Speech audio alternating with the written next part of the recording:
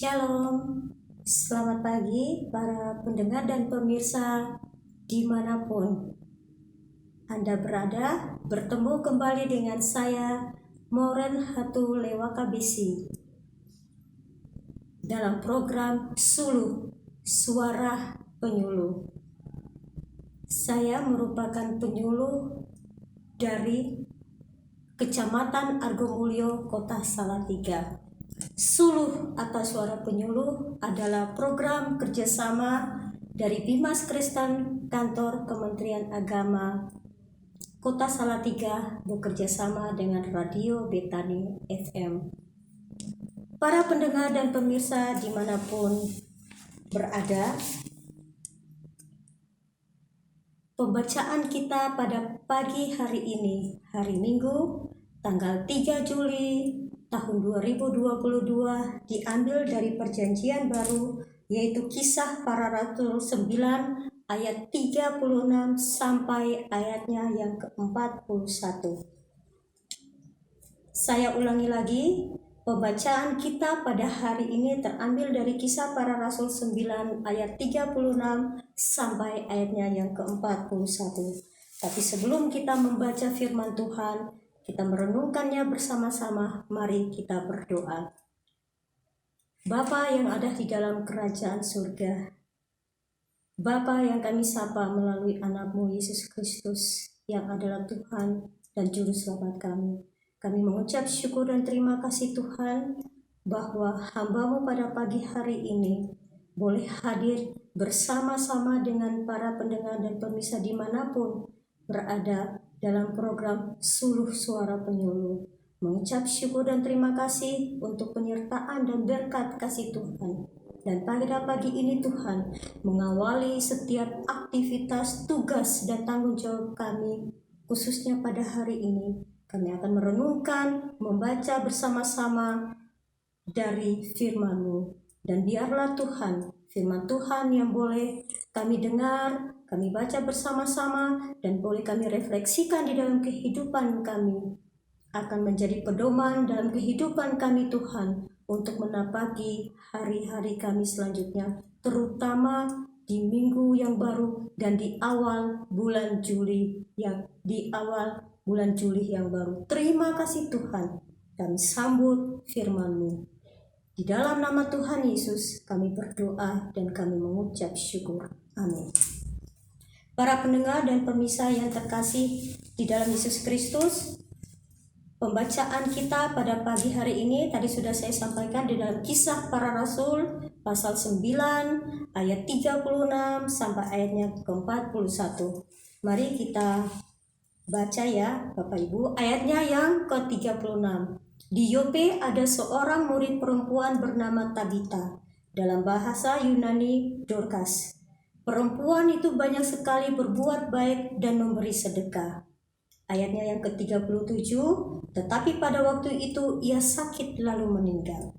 Dan setelah dimandikan, mayatnya dibaringkan di ruang atas. Ayat 38, Lida dekat Yope. Ketika murid-murid mendengar bahwa Petrus ada di Lida, mereka menyuruh 2 orang kepadanya dengan permintaan, segeralah datang ke tempat kami. Ayat ke-39, maka berkemaslah Petrus dan berangkat bersama-sama dengan mereka. Setelah sampai di sana, ia dibawa ke ruang atas dan semua janda datang berdiri di dekatnya. Dan sambil menangis, mereka menunjukkan kepadanya semua baju dan pakaian yang dibuat Dorcas pada waktu ia masih hidup. Ayat ke-40, tetapi Petrus menyuruh mereka keluar, lalu ia berlutut dan berdoa. Kemudian ia berpaling ke mayat itu dan berkata, Tabita, bangkitlah. Lalu Tabita membuka matanya dan melihat Petrus. Ia bangun lalu duduk. Ayatnya ke-41, Petrus memegang tangannya dan membantu dia berdiri. Kemudian ia memanggil orang-orang kudus beserta janda-janda, lalu menunjukkan kepada mereka bahwa perempuan itu hidup. Para pendengar dan pemirsa yang terkasih dalam Tuhan kita Yesus Kristus, Judul daripada pembacaan kita pada hari ini, hari Minggu tanggal 3 Juli 2021 adalah komunitas yang membangun kepedulian sosial. King James yang pertama dari Inggris adalah seorang raja yang cerdas, yang mempunyai kemampuan linguistik yang sangat hebat. Bahasa Ibrani, Yunani, Aram, dan Latin dikuasainya dengan baik. Kemampuannya ia gunakan untuk melayani Tuhan dengan menerjemahkan Alkitab dari bahasa aslinya ke dalam bahasa Inggris. Karyanya dicetak secara resmi di Kerajaan Inggris pada tahun 1611 dan diterima oleh banyak kalangan seperti Protestan, Katolik, dan Anglikan. Sampai saat ini, Alkitab King James Version menjadi acuan untuk menerjemahkan Alkitab ke dalam berbagai bahasa di dunia. Para pendengar dan pemirsa, tetapi di balik kemampuannya, ternyata King James pertama ia juga memiliki kelemahan sebagai raja. Para pendengar dan pemirsa yang terkasih di dalam Tuhan, kisah King James pertama ini mengingatkan kita akan kisah seorang perempuan bernama Tabita atau Dorcas, seperti pembacaan kita pada pagi hari ini. Ada kemiripan antara King James pertama dan Dorcas. Dorcas bukanlah pribadi yang menonjol karena ia memiliki segudang prestasi atau memiliki kemampuan spektakuler sehingga ia dikagumi banyak orang. Dorcas juga bukan keturunan raja, tetapi yang jelas Dorcas adalah seorang perempuan, seorang murid Kristus yang banyak berbuat baik dan memberi sedekah.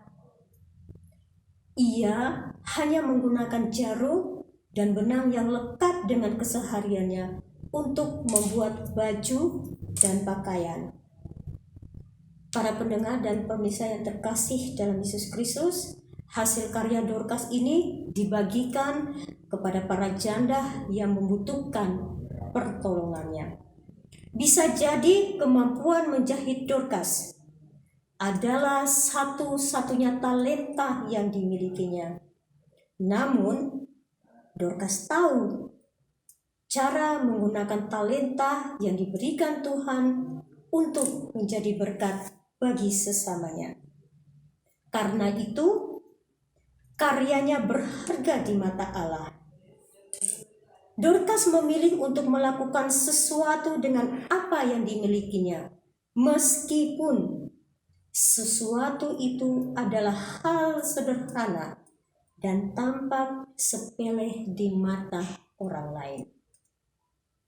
Baik King James pertama dan Dorcas tahu menggunakan talenta yang dimiliki untuk Tuhan.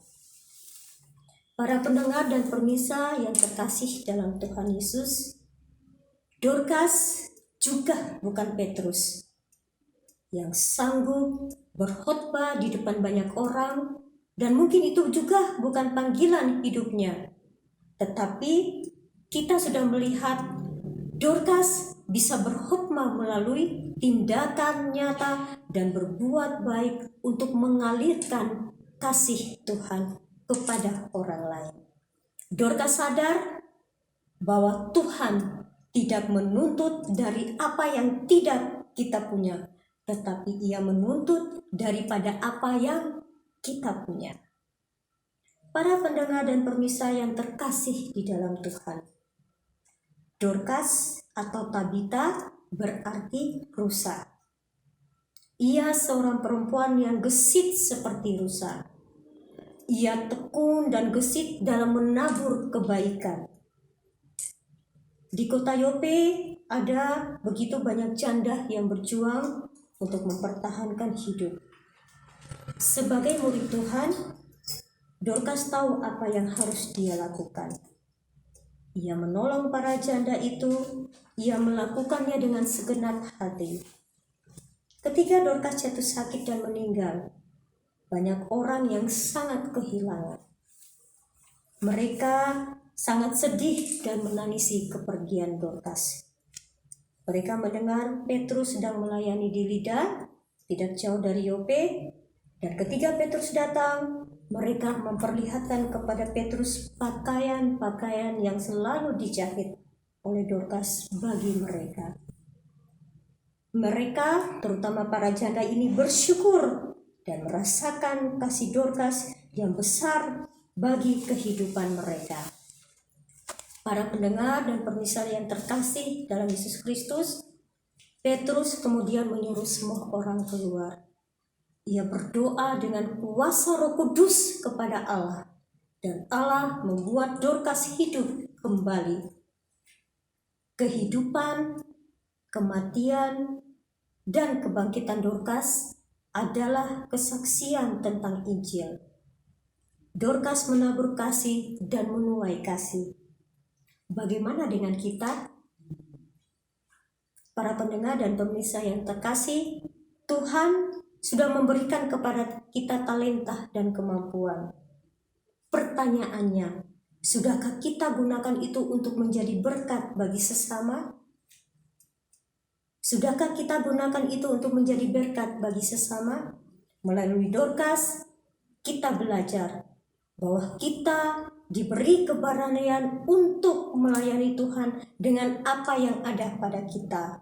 Walaupun yang ada pada kita mungkin sesuatu yang sederhana, asal dilakukan dengan sukacita dan ketulusan, pasti berharga bagi Tuhan dan bagi sesama. Tuhan memberkati kita semua. Amin. Mari Bapak Ibu dan pemirsa yang terkasih dalam Yesus Kristus, kita akan berdoa. Mari kita berdoa. Bapa yang ada di dalam kerajaan surga, kami mengucap syukur dan terima kasih untuk firman Tuhan yang hari ini boleh kami dengar, kami baca, dan kami merenungkan bersama-sama. Dan Tuhan terima kasih, kami percaya bahwa di dalam setiap kehidupan kami pasti memiliki talenta yang Tuhan berikan kepada kami. Dan kami ingin belajar menjadi Dorcas Tuhan, membagikan talenta yang kami punya untuk sesama dan bagi kemuliaan nama Tuhan. Mungkin talenta yang kami punya sederhana seperti Dorcas, tapi kami percaya sesuatu yang sederhana, jika bisa dilakukan dengan ketulusan hati, maka akan mendatangkan berkat bukan hanya bagi kami, tetapi bagi sesama yang memerlukannya. Dan pada pagi hari ini Tuhan, kami juga berdoa bagi bangsa dan negara kami. Kami bersyukur Tuhan untuk penyertaan Tuhan yang sempurna, untuk pandemi yang semakin membaik walaupun ada varian baru, tetapi kami percaya bahwa bangsa kami ada dalam kendali tangan Tuhan. Kami berdoa untuk Presiden kami, Pak Jokowi, yang sedang melakukan kunjungan ke negara Eropa. Tuhan berkati, Tuhan memberikan keselamatan kepada beliau dengan para stafnya supaya bisa kembali ke Indonesia dengan selamat. Kami berdoa untuk tenaga kesehatan di seluruh Indonesia. Tuhan memberkati, dan juga kami berdoa Tuhan untuk setiap pelayanan gereja-gereja Tuhan yang ada di seluruh Indonesia. Kami teringat untuk saudara-saudara kami yang karena bencana alam, banjir, tanah longsor, gempa bumi, mereka harus tinggal di tempat pengungsian. Sebagaimana kami diberkati oleh Tuhan, kami juga percaya Tuhan memberkati mereka. Kami berdoa untuk kota kami, kota Salatiga, Tuhan memberkati. Kami berdoa juga untuk Bimas Kristen, Kementerian Agama Kota Salatiga, Tuhan memberkati. Dan kami berdoa Tuhan untuk radio kami, Radio Betani FM. Dan biarlah Tuhan melalui program ini, program Sulung Suara Penyuluh, nama Tuhan semakin dipermuliakan. Kami berdoa juga Tuhan Yesus, Bagi para pendengar dan pemirsa, dimanapun mereka berada, Tuhan memberkati, Tuhan juga memberikan kesehatan dan kekuatan kepada mereka. Terima kasih Tuhan Yesus, terima kasih Bapa.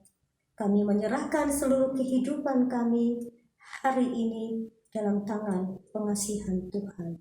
Di dalam nama Tuhan Yesus, kami berdoa dan kami mengucap syukur. Amin. Para pendengar dan pemirsa yang terkasih di dalam Yesus Kristus, demikianlah program Suluh Suara Penyuluh bersama saya Moren Hatuli Wakabesi, dan saya terus menghimbau dan mengingatkan kepada para pendengar dan pemirsa dimanapun mereka berada bahwa pandemi ini belumlah usai. Karena itu kita ingat tetap memakai masker, mencuci tangan, menjaga jarak, mengurangi mobilitas, menghindari kerumunan. Jangan lupa vaksin 1, 2, dan booster. Selamat hari Minggu, selamat beribadah, selamat melayani. Tuhan memberkati.